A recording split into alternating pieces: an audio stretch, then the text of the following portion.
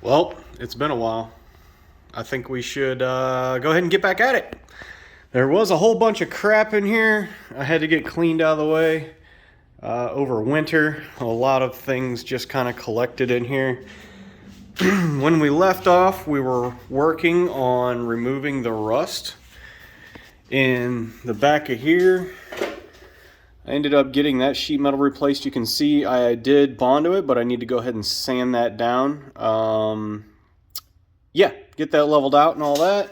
We were also working on this little piece that I cut out, as well as pieces under here. But yeah, let's go ahead and get started on replacing some steel.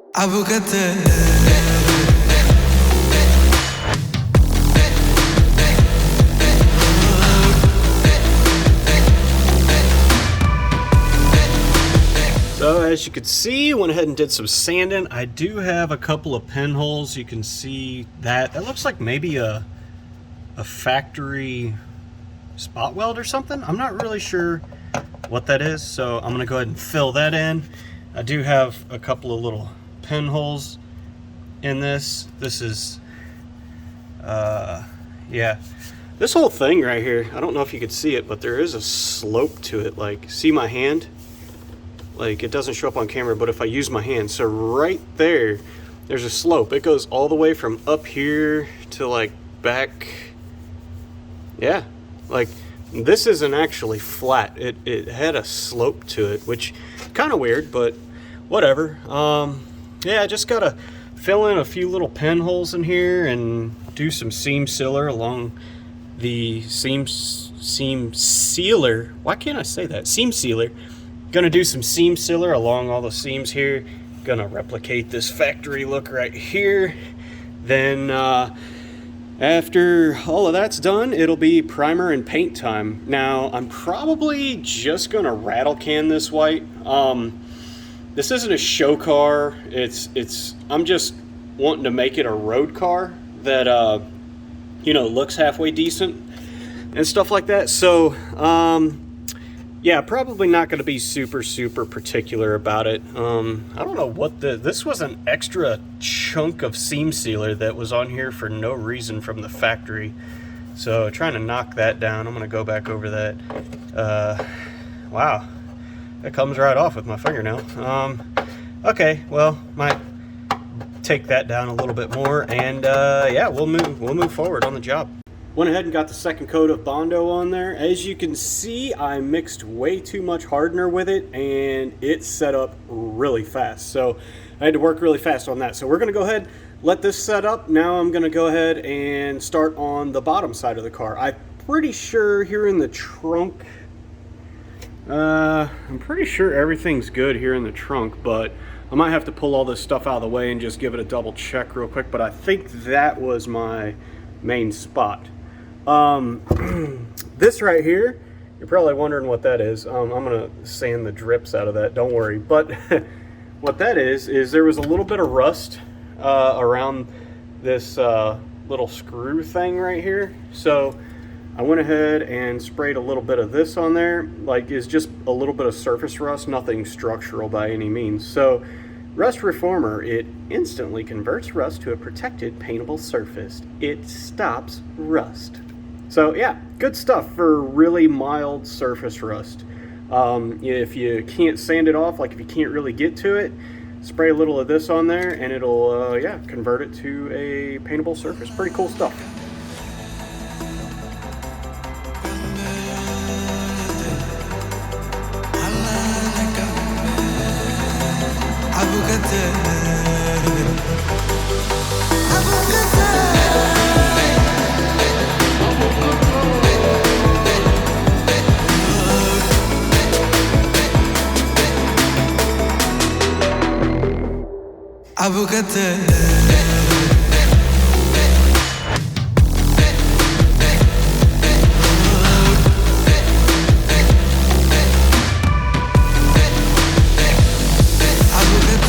So after the Bondo, got a layer of primer, 2 layers of primer, and then a layer of paint. I do not think I'm gonna use this again. the tip, I don't know if you can see that, but the tip kept getting, it was sputtering and spitting the last time I was spraying with it. One time the trigger got locked on, and I had to like bang it on something in order to get it to stop. It was pretty rough, and then I had to sand that out. But it, you know, it's not a professional job in here, but it will work for what we're doing. Like I said, I'm not overly concerned with the look underneath the carpet and all this stuff. What I wanted was the floors to be sound in this thing and to be structurally solid is what I care about.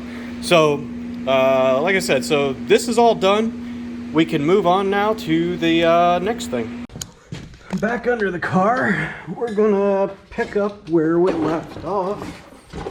So as you can see, it was pretty bad. This whole area here had to be patched from all the way back here to all the way up here.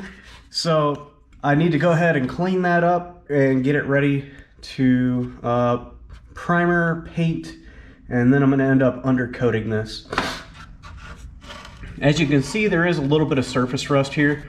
It's not too terribly bad. I mean, it's a little porous, but not porous, that's the wrong word. That means there's holes in it. There are no holes in it. It's just kind of bumpy from the rust. So I'm going to be smoothing that out, primering it, painting it. And here we have the frame rail.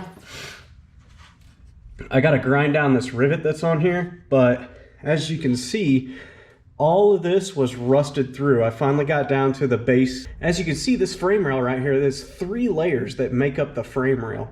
So I got all the way to the bottom one. It is a little pitted, but it is not rusted through like the other 2 were. So you can see how I cut this in stages. Now there's a reason for that. Because if they were all on the same cut line, I wouldn't be able to get a good burn-in on each layer. So if I make a piece that covers this, I want to be able to tack, you know, tack it all in here, just like any other bodywork, right? But if it was over here, I wouldn't be able to do that. So I did it in stages like this in order to get a good penetration and a good weld on that. And then I'll grind that smooth and put the next layer in, and which will be this top layer. And then, yeah, burn it all in. I'm gonna grind this down and then continue that out to the top surface and weld it all in. So yeah, this corner here is going to require a lot of work. There is some other rust on this, as you can see, but I'm just going to spray some rust reformer on that because it's all this is for, it's still on there really good, but this is the exhaust hanger. And then after this side is all done, like I'm even getting the little spots up in here. There's a little spot here of rust. Like I'm taking care of every bit of rust that's underneath of this thing. And then we'll move over to the other side. First things first, make a little template out of our cardstock that we got, see? And then we gotta go cut the steel and bend it into this shape. Now this radius right here that you see, oh, Jesus. Now bending this slight radius into it is gonna be a little tough, but I'm thinking we can do it. We may have to cut a split in it or something like that. I don't know yet, but I'm hoping we can just bend it and form it into shape. But yep, we're ready to go get a piece of steel. We just traced it onto the steel. I have 20 gauge here and 16 gauge. The metal on the frame is 16 gauge, so went ahead and cut that out. Now we got to form it.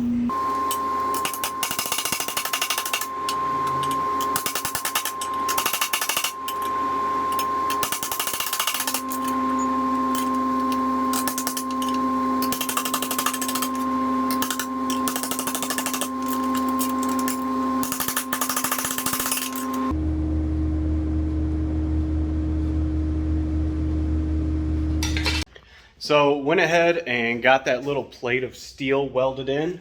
Let's go ahead and show you guys how that's going.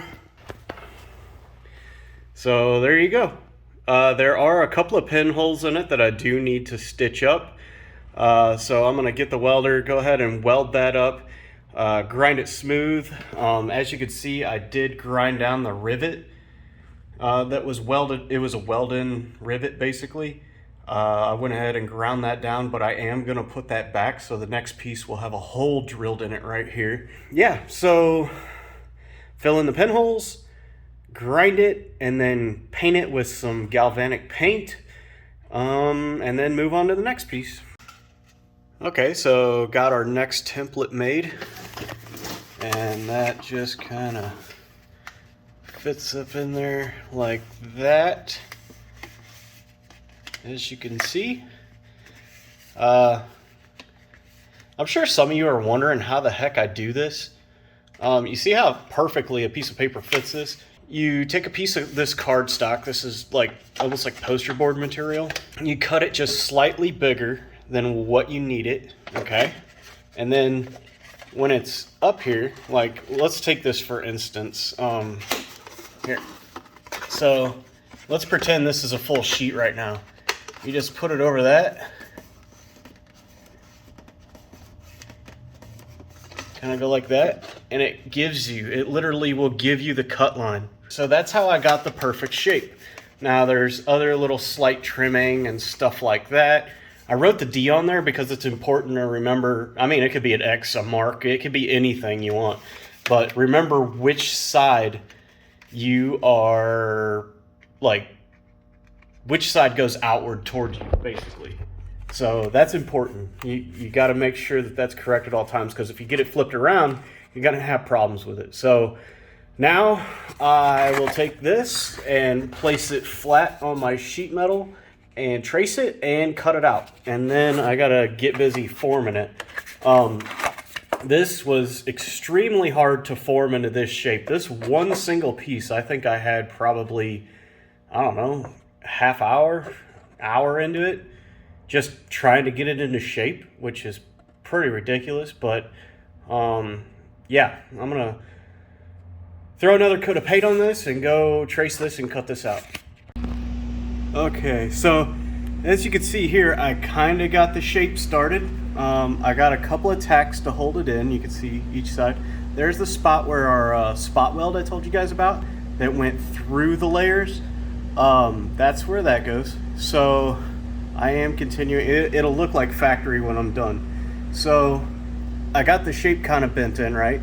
So what I'm going to do is tack all along this edge right here, and then use my hammer and whatever other tools I got to do to bend this into shape and right where it goes, and then I'll weld the rest of it all back in and finish it out, and that's it.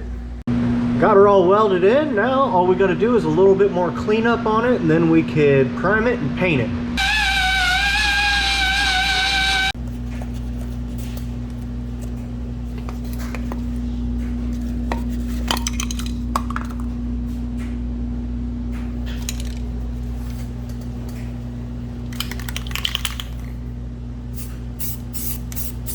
One hour later.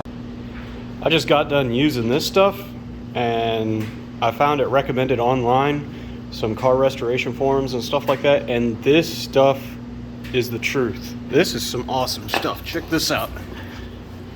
Ugh. Look at that. Man, that stuff works. That's impressive. I like it. It sprays really nice. It's not runny or anything. Just thoroughly shake the can before you start spraying, and yeah, it goes on freaking awesome. So yeah, I'd say this corner's done. So I finally got those two areas knocked out. The one in the rear hatch over here is the driver's side rear corner, and under here, under the driver's side, that frame rail right there. Those were two issues that were super concerning to me, and I'm really glad that I finally got those knocked out.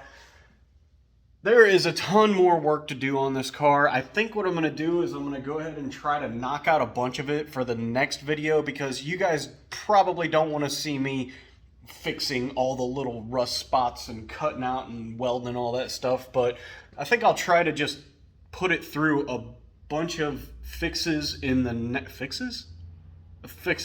a bunch of repairs, a bunch of rust repairs maybe in the next video, to kind of, you know, just collect it all rather than breaking it up in a bunch of videos. But Yeah, I'm not a professional by any means. I'm thinking if anybody, has the time, they can teach themselves almost anything, and let's just say that body work is no different. So I'm really excited to try and get some of this other stuff done. I'm gonna concentrate on repairing underneath the car, the rust that's under there, before I say like start trying to fix stuff on the body, stuff that's like seen by everybody. Just because obviously it takes a little practice, but yeah, that's it, guys. So come back next time, and hopefully we're gonna get a bunch more work done on this thing.